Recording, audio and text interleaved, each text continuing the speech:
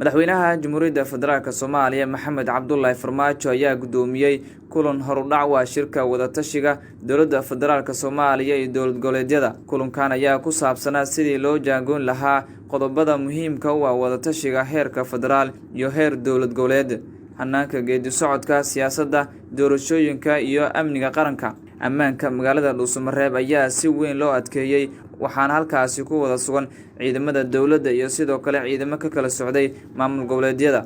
Dhowaan magaalada Dhuusamareeb waxaa la filayaa inuu ka furmo shirka u dhaxeeya madaxda dowladda federaalka Soomaaliya iyo madaxda maamul goboleedyada, iyadoona shirkaasi inta badan looga hadlayo qaabka ay u dhaxayso doorashada la filayo inay dalka ka dhacdo.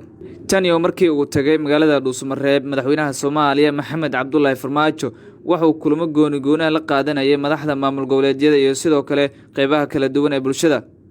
Ilaa iyo hadda si rasmi ah looma oga xilliga uu furmayo shirka u dhaxeeya madaxda dowladda federaalka Soomaaliya iyo kuwa maamul goboleedyada. Hase yeeshee, bulshada Soomaaliyeed ayaa si weyn u sugaya natiijada shirka u dhaxeeya madaxda dowladda federaalka iyo kuwa maamul goboleedyada.